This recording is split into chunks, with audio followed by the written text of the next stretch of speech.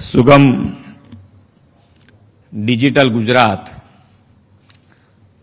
ના અનાવરણ કાર્યક્રમમાં આપણી સૌની સાથે મંચ ઉપર ઉપસ્થિત મારા સાથી મંત્રી શ્રી અર્જુનભાઈ મોઢવાડિયા, રાજ્યના મુખ્ય સચિવ શ્રી મનોજકુમાર દાસ, અમારા મુખ્ય સલાહકાર શ્રી હસમુખભાઈ હડિયા, મહેસૂલ વિભાગના અધિક મુખ્ય સચિવ શ્રીમતી જયંતિ રવિ, અન્ન અને નાગરિક પુરવઠા વિભાગના અધિક મુખ્ય સચિવ શ્રીમતી મોના ખંદાર, અગ્ર સચિવ શ્રી સંજીવ કુમાર, સામાન્ય વહીવટ વિભાગના અગ્ર સચિવ Shri Harit Shukla, science and technology વિભાગના સચિવ શ્રીમતી પી ભારતી, આમંત્રિત સર્વે મહાનુભાવો, પ્રેસ મીડિયાના મિત્રો, સૌને મારા નમસ્કાર.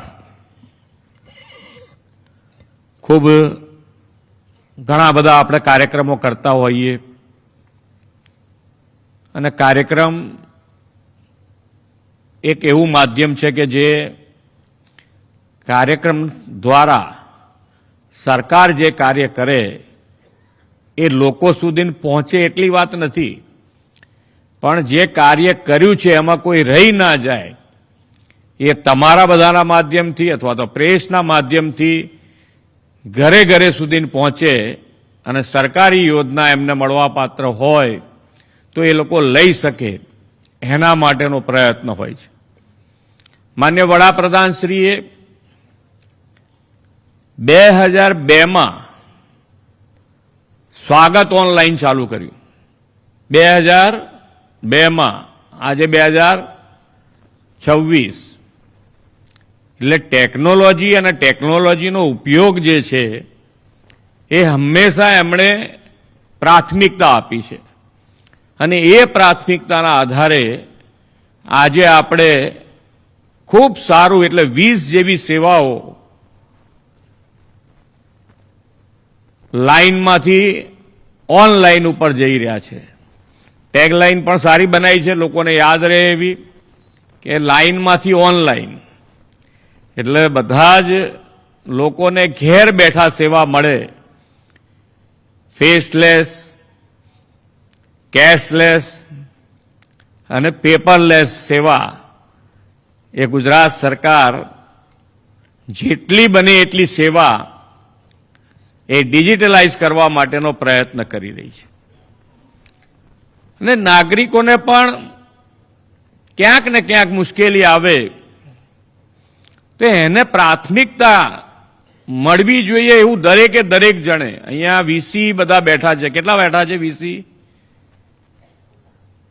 વીસી કોઈ નથી, મામલતદાર છે બધા. હે, તલાટી છે બધા. અચ્છા, બધા જ તલાટી છે. કેટલા તલાટી છે? ઓહો, ખાસા છે તલાટી.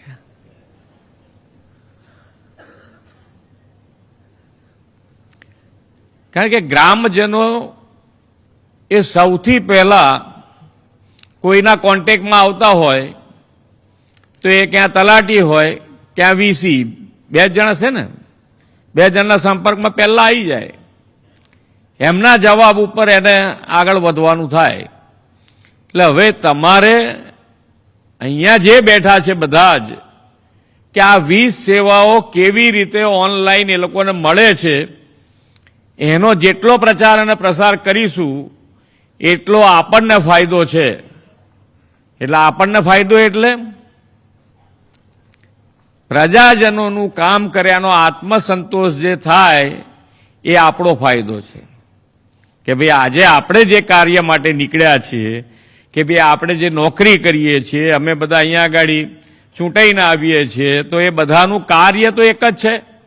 તમારું ને અમારું કાર્ય એક દિશામાં થાય એટલે પ્રજાજનોનું કામ સરળ થાય. એટલી આપણને મગજમાં વાત આવે કે જેટલું બને એટલું સરળતાથી પ્રજાજનોનું કામ થાય એના માટે આપણે બધા કામ કરતા હોઈએ છીએ. અને જ્યારે જ્યારે તમે જુઓ કે પ્રજાજનો, ચૂંટાયેલો જનપ્રતિનિધિ અને સરકારી ઓફિસર કોઈ પણ હોય, નાના લેવલથી માંડીને મોટા લેવલ સુધી, બધા એક સાથે, ત્રણેય જણા એક સાથે મળીને જ્યારે કામ કર્યું છે ત્યારે એનું પરિણામ ખૂબ સારું આવ્યું છે. જ્યારે જ્યારે વાવાઝોડું હોય, વિપરીત કોઈ પણ પરિસ્થિતિ હોય, ત્યારે બધાએ સાથે મળીને જો કામ કર્યું છે તો ગુજરાતમાં આપણે બધાએ એના પરિણામ પણ જોયા છે. અને ડિજિટલનો ઉપયોગ જ્યારે માન્ય વડાપ્રધાન શ્રી કહેતા હોય ત્યારે ઘણી બધી વખતે જ્યારે ડિજિટલ પેમેન્ટની વાત આવી તો ઘણાના બધાના મગજમાં વિચાર આવ્યો કે આ ડિજિટલ પેમેન્ટ શક્ય જ નથી, આપણા ત્યાં ભણેલા ના ભણેલા અને કેવી રીતે આ ડિજિટલ પેમેન્ટ થઈ શકશે. પણ માન્ય વડાપ્રધાનશ્રીને આપણા કરતા આપણા ઉપર ભરોસો વધારે માન્ય વડાપ્રધાનશ્રીને હતો. અને આજે જુઓ તો આ યુપીઆઈના માધ્યમથી આખા દેશમાં સૌથી વધારે જો ડિજિટલ ઉપયોગ કરતા હોય તો એ નાના માણસો કરે છે. લારી ફેરિયાવાળા બધાએ તમે જુઓ તો એ ડિજિટલનો ઉપયોગ આરામથી કરે છે. એટલે જે ભરોસોથી કામ કરીએ છીએ આપણે અને પ્રજાજનો પણ એની અંદર સાથ અને સહકાર આપે છે કે એમને પડતી મુશ્કેલીઓ અને એમને પડતી મુશ્કેલીઓના સમાધાન માટે જ્યારે સરકાર આગળ વધતી હોય તો પ્રજાજનોનો સાથ એની અંદર અવશ્ય મળ્યો છે. અને એ જ આપણે વધુ ને વધુ આ સેવાઓ જે અત્યારે આપણે 20 કરી શક્યા છે, આગળ પણ આપણે એની અંદર ધ્યાન રાખીને એની અંદર એક બીજું પણ કે ડિજિટલ લોકર બી બનાવી દીધું છે ને, ડિજી લોકર બી બનાવી દીધું છે. એટલે તમારે એક વખત કોઈ સર્ટિફિકેટ આપ્યું તો ફરી બીજી વખત એ સર્ટિફિકેટ કોઈ પણ સેવામાં ના આપવું પડે એવી વ્યવસ્થા આપણે ઊભી કરવા જઈ રહ્યા છીએ. એટલે વારે ઘડીએ તમારે જે સેવા સરકારની જોઈએ એમાં દરેક વખતે એકના એક પેપર દરેક સેવા માટે આપવાના હવે બંધ થઈ જશે અને આ ડિજી લોકરમાંથી એ જે તમારા ડોક્યુમેન્ટ હશે એ બીજી સેવામાં તરત જ ટ્રાન્સફર કરી શકાય. એટલે આ ખૂબ સારી જેને કહેવાય ટેકનોલોજીનો ખૂબ સારો ઉપયોગ આપણે કરી રહ્યા છે. એનો વધારે ને વધારે લાભ જન જન સુધી પહોંચે એના માટે આપણે સૌએ સાથે મળીને કામ કરવું છે. જે માન્ય વડાપ્રધાનશ્રીનું વિઝન છે કે આપણે 2047 સુધીમાં વિકસિત ભારત માટે આગળ વધવું છે, તો વિકસિત ભારત માટે વિકસિત ગુજરાત અને વિકસિત ગુજરાત માટે આપણે સૌ સાથે મળીને જે ડિજિટલનો ઉપયોગ, જેમાં એઆઈ પણ અત્યારે આર્ટિફિશિયલ ઇન્ટેલિજન્સ પણ અત્યારે ખૂબ આમાં આગળ વધી રહ્યા છે, ત્યારે આપણે એનો ઉપયોગ મેક્સિમમ કરીએ.